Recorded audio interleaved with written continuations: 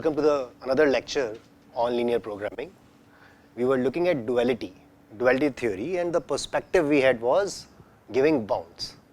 If a linear program is given to us in maximization format, one way to give lower bounds is by showing a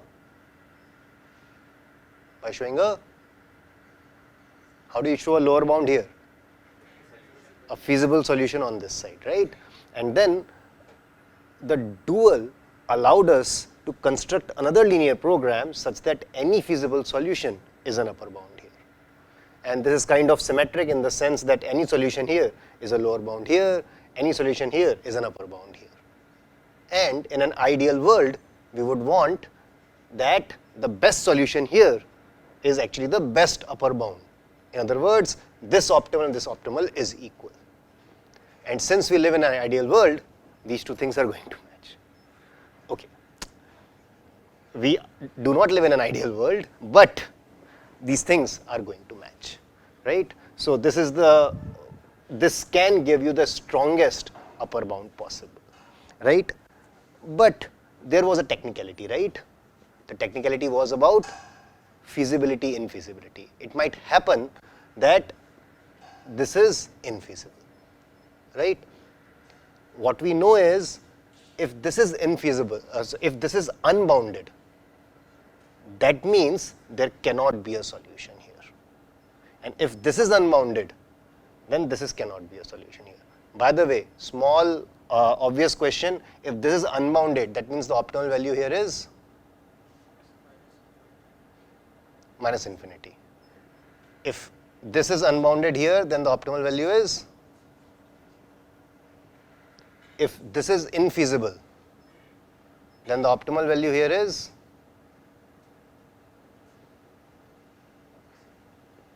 we will call it plus infinity, so as just to match. Again, this is not mathematically matching, right? Plus infinity is not equal to plus infinity. That's not a mathematical statement, but just to make the convention similar, saying that the values match. Generally, for a minimization problem, if it is infeasible, we say that the optimal value is positive infinity. For a maximization problem, if it is infeasible, then we say that the optimal value is negative infinity. In some sense, intuitively, it makes sense, right? That as soon as you start getting solutions here, it starts rising from minus infinity, it can go up and so on and so forth. Okay. So now, with all this, actually, I can write the strong duality principle very clearly.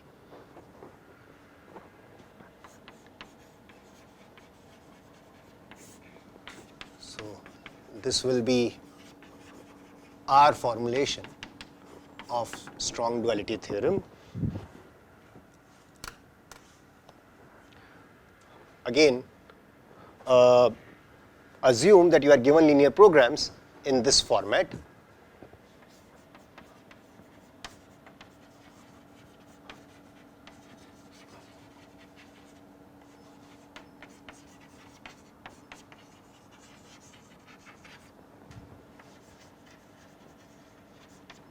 Standard format is this. That means you are given C, A, B.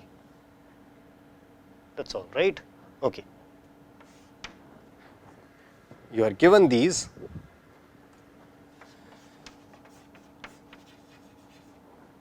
Suppose P is the primal feasible set. Similarly, D is the dual feasible set.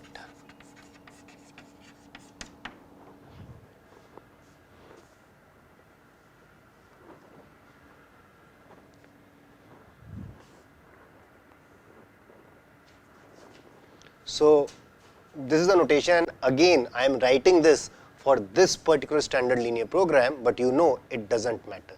I can choose another standard linear program here, get a dual for that, and a similar theorem can be written like this.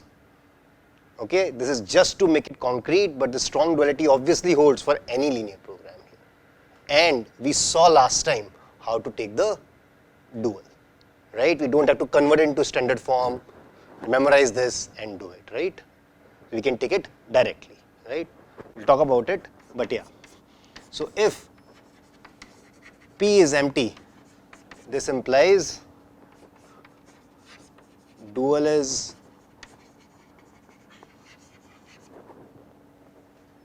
no. Dual is unbounded or infeasible. Okay. Similarly, if D is empty, these are the boundary cases. Okay. And the interesting case is P and D both are non-empty, and this is mostly going to be the case. And if this is the case, then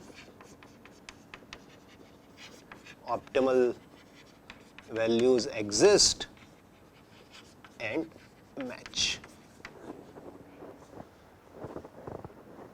Okay? Sounds good? And if you remember, how did we take dual? So just to remind you,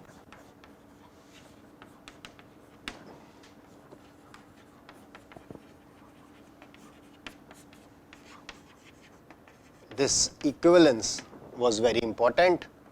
Primal constraints corresponded to dual variables, and dual constraints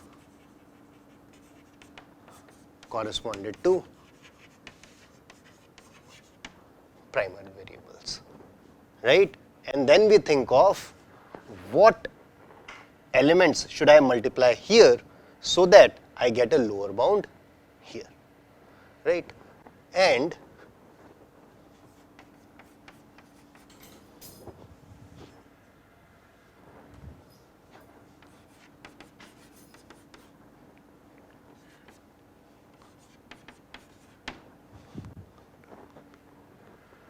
this dual format will always look like this. Okay? This will depend on dual constraint or primal variable. So,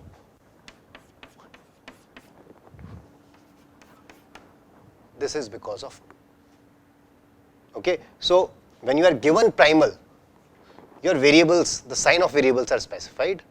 You want to figure out the sign in the dual constraint, this will tell you how to. If x is positive, then y transpose A should be more than C. If x is negative, then y transpose A should be less than C. If x has no constraint, then y transpose A will be equal to C.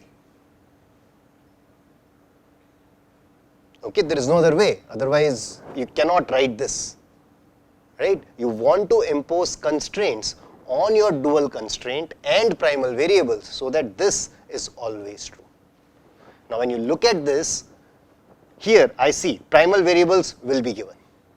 That will always be given to me.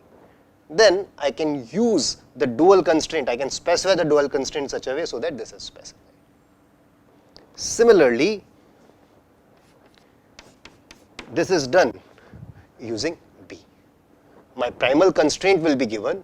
Suppose it is given that Ax is equal to B. Then whatever be y, this will always be true. This is the case here. Since Ax is equal to B, I have no constraint on y. Okay, so this, if you know this framework, you can figure out the exact constraints by yourself. You don't have to memorize this is the dual, no. Just the idea is we want to take linear combinations here so that we get something.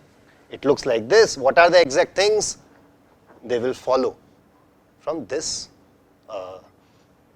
standard set of inequalities. This will determine, and this is very clearly, this specifies this correspondence, why this correspondence is there, right? Okay. So using this, you can always take the dual. Then again, but if you want to write this equation, in some sense you always assume that both P and D are non-empty. Okay, this one equal here. So yes, this will be equal in this case. But I am writing this equation in general when you will be taking a dual and trying to emphasize the point that depending upon what is the constraint between Ax and B, I will keep Y's so that this is satisfying. It might be strict. There are cases when this might be equality, this might be equality, it's okay. But general format is this, right? So there is this meta inequality which will you use to figure out exactly what will happen in your particular primer. Okay? Questions? Okay. See, it's always risky when I ask any questions and you don't, because then I'm going to ask questions. Okay, but that I will leave for some time, but in the end I will ask questions if you are all okay about this. Okay? But great. So now we understand the intricacies. Generally, primal and dual value will agree, except both could be infeasible. It could happen that one is infeasible, other is unbounded. Right? These are the cases. So, and I probably told you before that, and today we will see that the proof is basically based on Farkash lemma, right? And you will see how why Farkash lemma is like elementary duality. And then elementary duality is row rank equal to column rank, or the null space of A transpose and column space of A, something which you did in the exam, right? So all these are some formulations of